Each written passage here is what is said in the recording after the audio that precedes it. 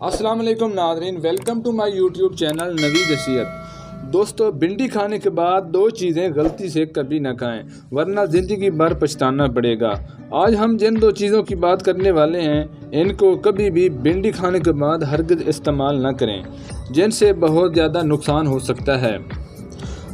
भिंडी की सब्ज़ी आम तौर पर सब लोग बड़े शौक़ से खाते हैं। भिंडी जितनी पतली और देखने में लाजवाब होती है, इसी तरह भिंडी में बहुत ज़्यादा विटामिन और प्रोटीन होते हैं। हेल्दी रहने के लिए डॉक्टर हमें ग्रीन वेजिटेबल की सलाह देते हैं और हरी सब्जियों में भिंडी बहुत ही ज़बरदस्त होती है।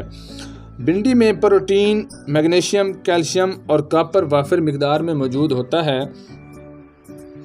दोस्तों, भिंडी को हम बड़े शौक़ से खाते हैं क्योंकि इसका टेस्ट बहुत ही ज़बरदस्त होता है।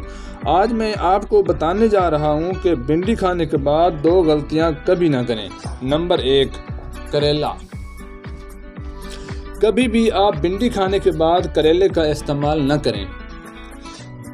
हर घर में 1 से 2 डिशेज ज़रूर होती हैं।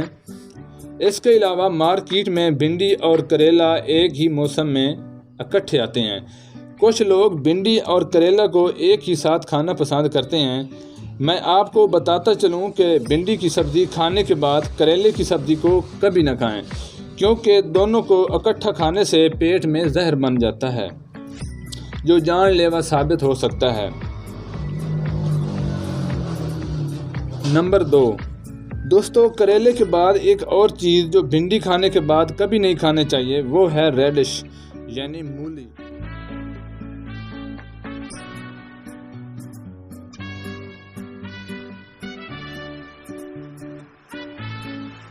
क्योंकि भिंडी खाने के बाद मूली को खाने से जिस्म पर सफ़ेद धब्बे बन जाते हैं, जैसे कि मछली खाने के बाद जिस्म पर सफ़ेद धब्बे बन जाते हैं। ज़्यादा महंगी से महंगी दवाएं खाने से धब्बे नहीं जाते, लिहाजा भिंडी खाने के बाद मूली को कभी न खाएं, वरना पछताना पड़ेगा।